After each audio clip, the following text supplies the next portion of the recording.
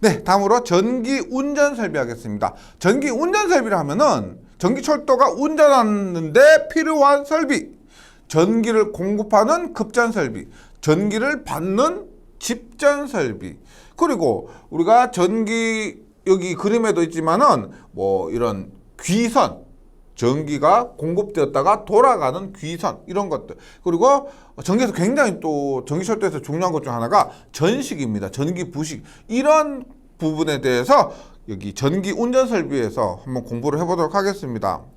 그럼 먼저 급전 설비입니다. 전기를 공급하는 설비, 전기를 공급하는 설비가 되고, 급전 설비는 우리가 직류 방식과 교류 방식이 있기 때문에 직류 급전 설비와 교류 급전 설비가 있습니다.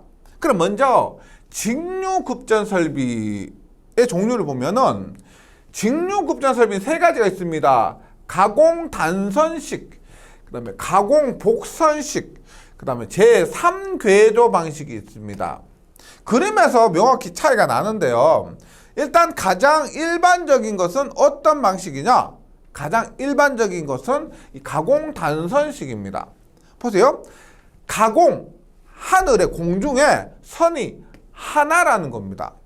그럼 우리가 직류에서 플러스 선과 마이너스 선이 있어야 되는데, 플러스 선 하나는 가공에 설치되어 있고, 그럼 하나는 어디에 설치되어 있다? 네, 지상에 설치되어 있습니다. 땅에, 바닥에 설치되어 있고, 이것이 뭐다? 레일이죠, 레일. 네. 그래서 이게 뭐예요? 공급되었다가 돌아가는 귀선인데, 그 귀선으로 레일을 사용합니다. 일반적인, 가장 일반적인 방식이고요. 우리가 전기철도를 보면은 한 선, 그 철도 위에 한 선으로부터 전기를 공급받습니다. 나머지 한 선은 이 레일이 그 역할을 담당한다. 가장 일반적인 가공 단선식이고요. 가공 복선식은 일반적인 게 아니에요. 보세요. 우리가 철도가 움직이잖아요. 움직이고 있는 와중에 전기를 움직이면서 공급을 받아야 됩니다.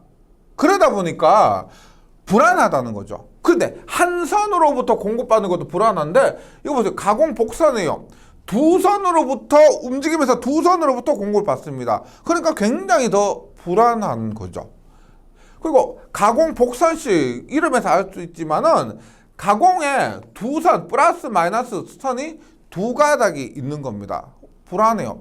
이것은 요즘은 사용되지 않고요. 제가 저번 시간에 말씀드렸지만은 그 야인시대 드라마에 나오는 예전 우리 종로에 다니던 그런 철도에서나 이런 방식을 하지, 요즘은 이런 방식을 거의 사용하지 않죠. 가공 복선식이고요. 3궤조 방식은 위에 있는 게 아니에요. 가공에 있는 게 아니고 3궤조, 제3의 궤조인데, 이게 뭐 옆에서 공급받을 수도 있고 바닥에서 공급받을 수가 있습니다. 하여튼 가공에서 공급받는 게 아닌 방식이 제3궤조 방식입니다. 이름을 통해서 그림을 함께 정리해 주시면 됩니다. 가공에 하나가 있다, 가공에 두 가지가 있다, 가공에 하나도 없고 제3의 방식, 제3궤조로 공급받는다. 예, 3궤조 방식이 세 가지가 직류 급전 설비에서 이 종류 기억을 해주시고요. 그 다음에 교류 급전 설비입니다. 교류는 앞에서 말씀드렸지만 설비가 더 복잡합니다. 왜? 교류는 통신선 유도 장애가 많습니다. 통신선 유도 장애요. 그 다음에 교류에서 전압 강화 부분도 또 고려를 해줘야 됩니다. 그래서 교류 급전 설비는 앞에서 말씀드린 거 외에 흡상 변압기라고 해서 BT, 통신선 유도 장애를 발생시킨다. 통신선 유도 장애를 발생시킨다 해서 그것을 흡수한다. 그래서 흡상 변압기, 부스터 트랜스포머입니다. 단권 변압기에서 우리가 AT, 단권 변압기. 단권 변압기는 우리가 전압 강화를 감소시키는 방법이요. 단권 변압기 뭐예요? 승합용 변압기라고 해서 입력이 이렇게 되면 출력 V1보다 V2가 더 큰 거죠. 그래서 전압 강화를 고려해서 이렇게 단권 변압기를 사용한 방식이 교류 급전 방식이 됩니다. 단권 변압기는 우리가 영어로 오토 트랜스포머에서 AT라고 하는 거죠. 이렇게 해서 교류 급전 방식이 있고요. 그럼 전체 급전 방식이 있습니다. 전체 급전 방식은 일단 직접 급전 방식. 직접 급전 방식은 아무런 조치가 없는 겁니다. 조금 전에 말씀드렸던 흡상 변압기나 단권 변압기 이런 조치를 취하지 않는 그냥 직접 공급하는 방식입니다. 직접 급전 방식. 예. 그 다음에 조금 전에 했던 흡상 변압기 BT 그것도 꼭 같이 기억해 주시기 바랍니다. 흡상 변압기 부스터 트랜스포머 급전 방식인데 이것은 통신선 유도 장애를 흡수한다 이렇게 이해하시면 됩니다. 흡상 변압기를 사용하면 통신선의 유도 장애를 경감시킬 수가 있습니다. 그래서 우리가 직접 급전 방식은 직류 방식이라고 보시면 되고요. 나머지 교류 방식인데 왜냐하면 지금 변압기 들어가죠. 변압기. 교류 변압기 들어간 것은 교류 방식. 직접 급전 방식은 우리가 직류 방식 이렇게 해요. 그래서 시험에 굉장히 잘 나오는데 흡상 변압기는 BT고 통신선 유도 장애를 경감시킵니다. 단권 변압기는 AT라 하고요. 이 단권 변압기는 전압 강하를 감소시킵니다. 스코트 결선 변압기, 전기기기에 나오는 거죠. 스코트 결선 변압기를 통해서 전압의 불평형을 경감시킵니다. 그래서 요거 교류 방식 굉장히 출제 빈도가 높습니다. 꼭 기억을 해주시고요. 급전 방식입니다. 그 다음에 집전 장치요. 집전 장치. 집전은 뭐예요? 우리가 전기를 모으는 거죠. 전기를 받는 겁니다. 그래서 전기철도에서 가공선으로부터 전기를 받는 방법을 말하는 건데 그 기구가 있죠. 집전 장치로서 대표적인 것이 펜터그래프가 있습니다. 여기 보시면 직접 집전 장치로 펜터그래프도 있고 비겔, 트롤리봉 등이 있는데 이 펜터그래프가 우리나라 방식이요. 우리나라에서 사용하는 대부분의 전기철도는 이 펜터그래프를 통해서 공급받습니다. 전기철도 한번 보세요. 네. 철도 위에 그 선 있죠. 가공선으로부터 이런 것이 연결되어 있습니다. 그래서 가공 전차선이 이렇게 있으면 이런 펜터그래프를 통해서 전기를 이렇게 공급을 받아서 어떻게 전차에 연결을 해주는 겁니다. 펜터그래프. 예. 이렇게 생겼고요. 그래서 집전 장치는 전기 차량이 가공선 또는 제3궤조에서 전기를 취하기 위한 장치를 말합니다. 종류는 펜터그래프, 비겔, 트롤리봉. 우리나라는 보통 펜터그래프를 많이 사용하고요. 그럼 이선이 있습니다. 이선. 예를 들어서 이렇게죠. 이렇게 선이 있습니다. 가공 전차선이 있고 여기에 이렇게 전차가 있습니다. 그리고 여기에 뭐 이렇게 이런 펜터그래프가 이렇게 있죠. 펜터그래프가 이렇게 있을 때 여기서 전차가 지나가면서 계속 지나가면서 이 가공선으로부터 전기를 공급받아야 됩니다. 이렇게 공급받아야 되는데 예를 들어서 가공선이 이렇게 뭐 이런 식 굴곡이졌다. 그래서 전차가 이렇게 있습니다. 그러면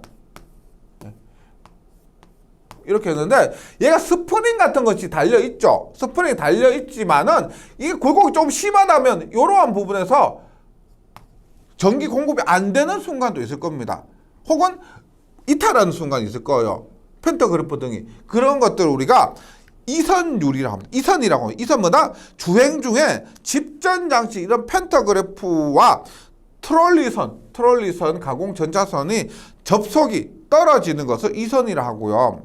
이선율, 실제 운전 시간분의 이선 시간의 비율입니다. 그럼 이 비율이 높지는 않겠죠? 높지 않을 겁니다. 보통 3% 이하로 제한합니다. 그렇게 3% 이하가 되도록 조절을 합니다. 이선율, 실제 운전 시간분의 이선되는 시간 이거고요. 그 다음에 여기서 자주 나오는 것은 집전장치의 종류, 팬터그래프, 트롤리본과 비겔이 됩니다. 그 다음에 귀선과 본드입니다. 귀선은 앞에서 말씀드렸지만은 귀선을 보통은 레일을 사용한다 그랬습니다. 우리나라는요 레일을 사용하고, 본드는 뭐요? 우리가 본드 뭐 물체를 바르는 그 본드인데 연결한다는 거죠. 연결하는 것을 선을 본드라고 합니다. 그럼 귀선 볼게요. 네, 귀선. 근데 귀선은 보통 레일을 먼저 사용한다. 알고 계시고요. 전기차를 통한 전기는 레일을 통해 변전소로 돌아가며 이 회로를 귀선이라고 한다. 예. 레일이라 생각해 주시면 되고요. 그 다음에 레일 본드가 있습니다. 레일 본드는 뭘까요? 레일과 레일을 연결해주는 선. 본드가 아니고 레일과 레일을 연결해주는 선입니다. 이렇게 보는 거죠. 지금 얘가 레일이고요. 얘가 레일입니다. 그럼 여기에 우리가 유관이 있다 그랬죠. 레일과 레일 사이에 유관, 그 간격, 온도에 따라서 늘어나고 압축되기 때문에 유관을 두는데, 보세요. 레일과 레일 사이를 실제 이렇게 이음판으로 연결을 합니다. 근데 얘 자체가 귀선이기 때문에 전류가 이렇게 흘러야 되겠죠. 흘러야 되는데 이 부분은 있죠. 이음판 부분이 이렇게 전류를 잘 흘려줘야 되는데, 이음판은 전류를 잘 흘리는 목적보다 더 튼튼하게 결합을 하는 그런 목적이 있습니다. 그렇기 때문에 당연히 이런 부분에 연결하는 이런 부분에 저항이 클 수밖에 없습니다. 저항이 크면은 귀선으로 역할을 잘 못합니다. 그러면 어떻게 해요? 이런 전류가 이렇게 번전소로 다시 돌아가야 하는데, 이런 귀선 전류가 이렇게 누설이 돼버릴 수도 있다는 거죠. 그러면 결론적으로 뭐냐? 이음판대로 레일과 레일을 접속하는 역할을 해주고, 그리고 저항을 감소시키는 역할을 위해서 이 레일 본드를 따로 이렇게 연결을 하면은 귀선 전류가 레일 본드를 통해서 잘 흐르게 되고, 그러면 저항 값이 감소할 수가 있다. 이런 의미가 됩니다. 교재에 나온 내용 한번 보세요. 전기철도에서 레일이 전동차나 전기기관차의 귀로가 된다라고 했고, 레일의 저항을 될 수 있는 한 작게 하는 것이 바람직합니다. 조금 이따가 전식을 얘기할 건데요. 그 전식을 위해서도 이 저항이 작을수록 좋습니다. 주행 레일은 강도에 중점을 두었기 때문에 저항률이 높아요. 저항이 큽니다. 그 이음매에서의 레일 접합 충격 등으로 전기저항이 또 크게 되고, 그대로 대전류를 흘리면 전압 강화가 크고 대제 많은 누설 전류를 흘려서 전식 피해가 발생하기 때문에 접합 부분에 전기저항을 적게 하기 위해서 이 레일 본드를 설치한다. 중요합니다. 꼭 기억을 해주시고요. 그래서 귀선과 레일 본드 뭔지 함께 정리해 주시기 바랍니다. 그 다음에 전차선의 조각법이 있습니다. 전차선의 조각법. 우리가 전차선을 조각을 하는 거죠. 이런 것도 보셨고 이런 것도 보셨을 겁니다. 그럼 지지물에 두 가지 종류가 있습니다. 일단 브래켓이 뭐냐면 한쪽만 있는 거, 한쪽의 전주로 설치된 것이 브래킷이고요. 빔은 뭐냐면 이 부분이에요. 양쪽에 전주가 지지하고 있는 이런 것을 빔이라고 그럽니다. 그래서 전주에 설치한 외팔보를 브래킷이라 하고요. 두 전주 사이를 가로지는 보 있죠. 이 부분을 빔이라고 합니다. 빔이라고 하고, 전차선의 조각법으로는 실제 직접 조각법이 있고 간접 조각법이 있습니다. 직접 조각식은 중요한 건 뭐냐면 조가용선이 없는 겁니다. 트롤리선이죠. 트롤리선, 여기에 펜터그래프 이렇게 해서 전차가 공급받는 거죠. 이렇게 쭉 이렇게 공급받는 겁니다. 그러다 보니까 지금 여기는 직접 조각식이에요.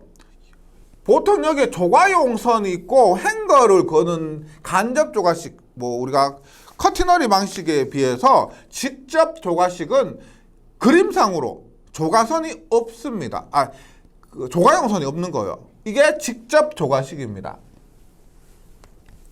근데 봐도 불안해 보이겠죠. 불안해 보이기 때문에 커티너리 조가식이 많이 사용됩니다. 커티너리 조가식은 그림 문제로도 자주 출제가 되거든요. 종류가 많습니다. 단 커티너리는 가장 일반적인 거예요. 지금 조가용선이 있습니다. 조가용선에 이렇게 조가용선이 설치되어 있고 앞에서 우리가 뭐 빔 이런 곳에 설치를 하고요. 빔 하면 조가용선 이렇게 설치했고 거기에 행거를 통해서 이 트롤리선이 있죠. 그러면은 여기에 펜터그립을 통해서 쫙 지나가면서 전력을 공급받는 거죠. 이것이 단 커티너리, 가장 기본적인 커티너리 조가식입니다. 단 커티너리. 복 커티너리는 얘가 조가선이죠. 조가선인데 여기에 보조 조가선이 하나 더 있습니다. 이렇게 보조 조가선이 돼 있고 얘가 복선이에요. 이렇게 그림으로 구분이 되시죠.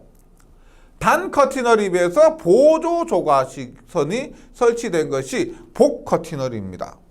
그림을 통해서 명칭만 찾을 수 있으면 돼요. Y형 커티너리는 모양 자체가 이렇게 Y죠, Y와. 예, 여기 이렇게 Y선에서 Y형 커티너리도 어렵지 않게 주관식 아니기 때문에 Y 물으면 야, 요거 Y다 이렇게요.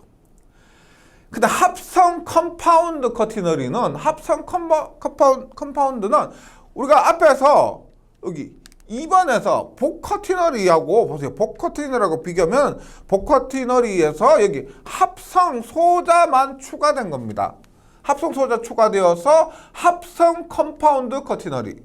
예, 합성 소자 있으면은 합성 컴파운드 커티너리고 이중 커티너리 뭐야? 딱 봐도 조가용선이 이중으로 되어 있죠. 그래서 이중 커티너리가 됩니다. 예, 이중 커티너리. 그래서 좀 더 안전 보강한 거겠죠.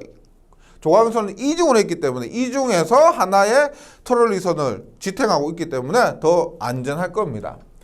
이런 커티너리는 지금 조가 방법은 그림을 통해서 명칭을 찾을 수 있을 정도만 그래서 깊이 하지 않으셔도 됩니다. 이중 커티너리까지 했고요. 그 다음에 전식 한번 보도록 할게요. 전식. 누설전류와 전식인데 전식이 굉장히 중요합니다. 전기철도에서 그만큼 신경을 많이 쓰고 있다는 거예요. 거기에 대한 대책도 많습니다. 볼게요. 우리가 이렇게 전기철도가 쭉 지나가고 있습니다. 그러면 원래 이상적인 건 어떻게 되냐면 여기 변압기가 이렇게 변전소가 이렇게 있다고 하면은요. 변전소 이렇게 있다고 하면은 지금 이렇게 가서 펜터그래프 통해서 전동기 통해서 이렇게 해서 원래 이렇게 오는 게 이상적인 거죠.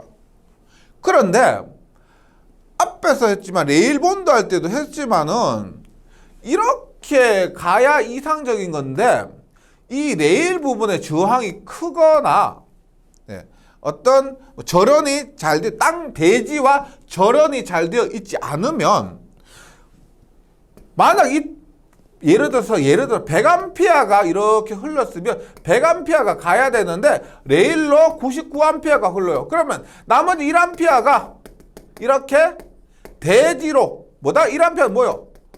누설 전류가 됩니다.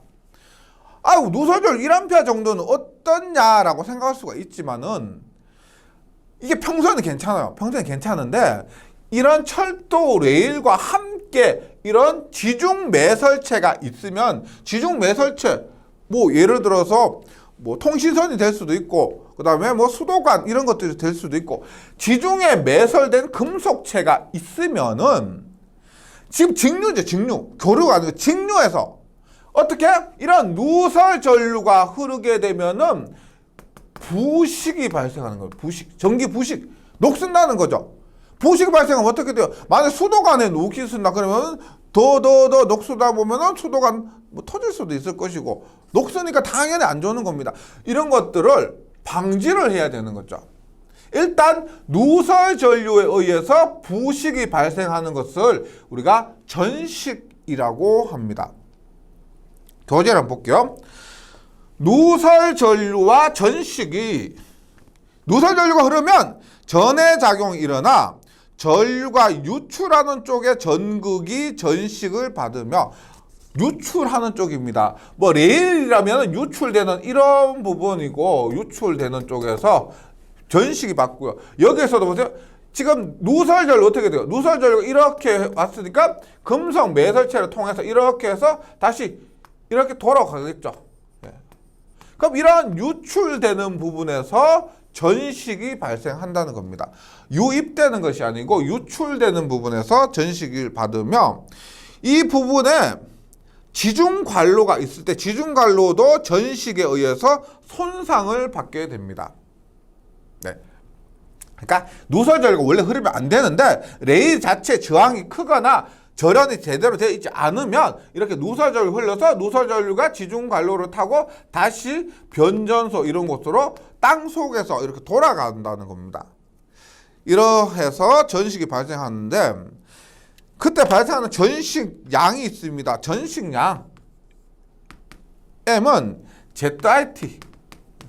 당연히 전류가 누설 전류가 많으면 많을수록 클 것이고, T는 시간이 많이 흐를수록 더 클 것이고, 그다음 뭐요? Z는 화학 당량입니다. 화학 당량에 비례해서 전식량이 발생하고요. 부식 효율이 있습니다. 전식이 중요하기 때문에 부식 효율은 WI분의 W입니다. 그냥 이론값분의 부식량, 이론값분의 부식량이 부식 효율이 됩니다. 그러면 중요한 이것이겠죠. 전식이 발생하니까 전식을 방지해야 됩니다. 그 방지하는 대책이 중요한 거예요. 방지 대책. 그러면 전식 방지 대책은 우리가 철도 측에서 대책이 있을 수도 있고, 매설 관 측에서 대책이 있을 수도 있을 겁니다. 근데 전기철도에 의해서 발생을 했지만 매설관 측에서도 조치를 취해야 되는데, 근데 전기철도 측의 원인이 더 크기 때문에 전기철도 측에서 대책이 더 많습니다. 볼게요. 궁극적인 대책은 뭐예요? 전기철도 측에서 전식 방지 대책은 궁극적으로 누설 전류를 적게 하는 것이 가장 궁극적인 대책이죠. 그럼 그 누설 전류를 감소시키기 위한 방법 볼게요. 1번, 전차선에 전압을 승합합니다. 어떤 거요? 우리가 똑같은 용량이 있는데 용량은 전압 곱하기 전류입니다. 용량은 전차의 전동기 용량은 똑같아요. 그러면 전압을 내가 만약에 10배로 한다. 그러면 P는 똑같으니까 전류는 10분의 1배로 할 수가 있겠죠. 그럼 전류가 10분의 1배니까 그냥 이론적으로 누설 전류, 전체 흐르는 전류가 10분의 1이니까 누설 전류도 10분의 1배로 감소된다. 이런 의미입니다. 누설 전류를 감소시키다. 전압을 승합한다. 그 다음에 귀선 저항을 감소시킨다. 이 저항이 크니까 이런 전류가 귀선으로 흐르지 않고 어떻게 금속 지중 매설체로 흘러버리는 겁니다. 따라서 이 레일 귀선의 저항을 감소시킵니다. 그리고 또 전압 강화를 줄이기 위해서 조금 전에 했었죠. 레일 본드를 시설합니다. 레일과 레일을 연결해주는 구리선 있죠. 그 선으로 연결하면 아무래도 저항값이 감소될 겁니다. 레일 본드를 설치한다. 그 다음에 레일을 따라서 보조기선을 설치한다. 레일을 따라서 보조기선 설치하는데, 보조기선 이거요. 레일이에요. 레일이 이렇게 있는데 레일과 병렬로 보조기선을 설치합니다. 그러면은 저항값이 감소하겠죠. 병렬을 설치하니까 전체 저항값 감소하고 귀선이 이 보조기선을 통해서도 전류가 흐르기 때문에 귀선 전류가 잘 흐른다. 그래서 누설되지 않는다가 되고요. 여기서 말하는 이 보조기선이 뭐냐? 직류 전차선로에서 부식은 직류에서 발생한다 그랬죠. 직류 전차선로에서 전압 강화 및 레일의 전위 상승이 현저한 경우, 전압 강화와 레일의 전위 상승이 현저하다 하면 귀선의 전기장을 감소시켜서 전시기 피해를 줄이기 위해서 사용하는 귀선, 보조 귀선입니다. 그래서 이 보조 귀선 자체가 일단 이러한 선을 가선을 해야 되는 거죠. 그래서 그냥 아무렇게나 가선하는 게 아니고 지금 여기 나온 것처럼 전압 강화와 레일의 전위 상승이 현저하게 높을 때 이런 보조 귀선을 설치한다는 겁니다. 그 다음에 궤조의 절연을 양호하게 한다. 여기에서 절연이 양호하면은 우리가 이 레일에 절연이 양호하면은 누설이 되지 않겠죠. 완전히 절연시켰다. 그러면 전류가 새지를 않을 겁니다. 궤조의 절연을 양호하게 하는 방법. 그 다음에 급전 구간의 단축, 즉 중간에 변전소를 증설한다. 우리가 저항 R은 로 A분의 L에서 저항은 길이에 비례하게 됩니다. 맞죠? 그 변전소 구간이 길면 길수록 귀선 구간이 길면 길수록 저항값이 증가하니까 누설 전류가 더 많아질 겁니다. 그래서 구간을 단축시켜야 돼요. 중간에 변전소를 증설한다. 즉 변전소 간의 간격을 짧게 하는 겁니다. 변전소 간의 간격을 짧게 하면은 저항값이 감소해서 누설 전류가 작아진다.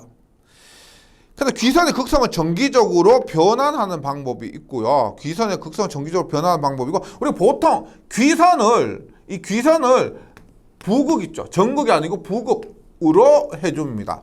귀선은 전극이 아니고 보통 부극으로 해주는데, 우리가 그 누설 전류를 감소시키기 위해서 정기적으로 변환하는 방법도 있습니다.